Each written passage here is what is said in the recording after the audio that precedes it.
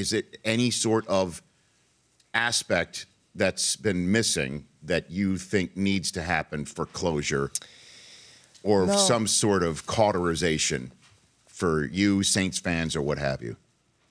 Well, I think what continued to create the swell was the fact that nothing was coming out of the league office, nothing was coming from the commissioner to address the situation immediately after, which I think we all felt like that was a very obvious solution, or at least some sort of response that just recognizes what happened and acknowledges it and says, you know what, man, we need to work to make sure that, you know, something like this doesn't happen again. Obviously, we all recognize, just like I said earlier, it's an imperfect game, right? Right. And things happen fast, and so you're not going to make every call. You're going to miss some calls, and yet, you know, for something that obvious to happen, and it wasn't just one penalty; it was two penalties on one play that were both, you know, could be three technically, both missed. But I think had it been acknowledged immediately after, I think that would have allowed everybody to begin, you know, being able to move past it, or at least say, okay, it's been acknowledged. We've talked about it. They've talked about potential solutions. Now we can move on to the Super Bowl, and then we can move on to what those solutions potentially might be this offseason with competition committee and everything else. And who knows how that'll shake out. But the fact is, it just lingered. It was allowed to linger and linger because there was no response coming from New York. So the response from New York, just an acknowledgement of the elephant in the room without, I guess, throwing all the officials under the bus, right? I mean, I guess that might have been some sense. I'm just trying to walk through what the sensitivity might have been. And would a statement just saying, hey, that's a call we wanted to have made, which is what the commissioner said in the press conference this week, just putting that in a press release on Monday or Tuesday, or just saying that would have been sufficient, you think? Listen, I think that's common sense. You know, I mean, I think that's part of your job. That's your responsibility, right? I mean, just like it is a head coach or a quarterback or somebody else to be able to stand up after a really tough loss, just like this one, and talk about it, right? And acknowledge certain shortcomings that maybe you were personally involved in the game, right? Or whatever it might be. You got to stand up, and you got to be able to do that and take those bullets at times. And I just think it's unfortunate that Roger Goodell, and I think just the NFL in general, did not address that issue right afterward. I think that's part of their responsibility. Drew Brees here on the Rich Eisen Show, care of also BioFreeze, which we'll get to in a second. So what about the potential folding of judgment calls into instant replay?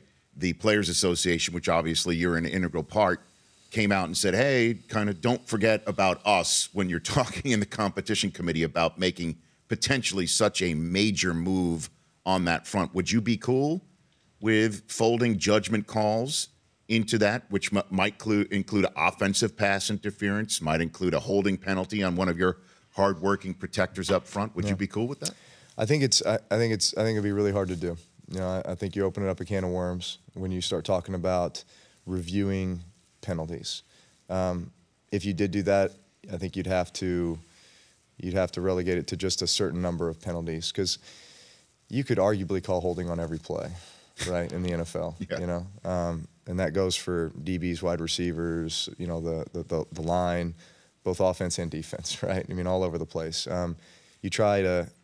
You teach great technique. You try to, you know, play that way, and yet, you know, there are subtle things that they happen on every play, right? So you've seen things evolve with instant replay over the last 10 years, right? From the perspective of, hey, we're gonna review turnovers, right? To, okay, now we're gonna review every touchdown play. Okay, to now, okay, each coach gets, you know, 2 challenge flags, right? Oh, but you're not gonna challenge within 2 minutes. That's gonna be reviewed in the booth, right? That's going to New York, and we're gonna make sure that, you know, we're trying to create a mistake-free environment when it comes to that. But man, when you start talking about all penalties, I mean, I don't know if that's realistic. Maybe there's a solution with a few of them, but I'm not sure. Yeah, I'm just trying to come up with something where what happened to your team and your city just doesn't happen. I think that's what everybody. I think that's what everybody wants. Right? If we're sitting at home, I mean, it was so damn obvious. Again, it's just we got to come up with something that creates an ability to catch that. that one in particular, because you never know what happens after that, obviously, you know. But so that's all. I'm just hoping that something could come up with to catch that. Listen, in the sieve of replay. Yeah. You know? Listen, I'm with you. I think I think that another discussion is, officiating crews, they have their crew throughout the season, and then for the playoffs, they become all-star crews. Right. Right. And so you have crews that are made up of, members from a lot of different crews that maybe haven't really worked together in the past. And so what is that rapport? What is that level of communication? It's just like a team, right? You sit there and it's that repetition, and so you just work well together as a crew because you've been doing it for the last 17 weeks. And in most cases, these guys have been on each other's crews for years, right? But now you take an all-star crew and it's kind of like the Pro Bowl where you're playing with guys that you've never played with, and there's chemistry means something in every team. That's exactly right, yes. So maybe that's a fix that comes from this, just from the standpoint that, man, these crews, if you keep them together, they're going to work better together. The Rich Eisen Show, weekdays at noon Eastern on Audience.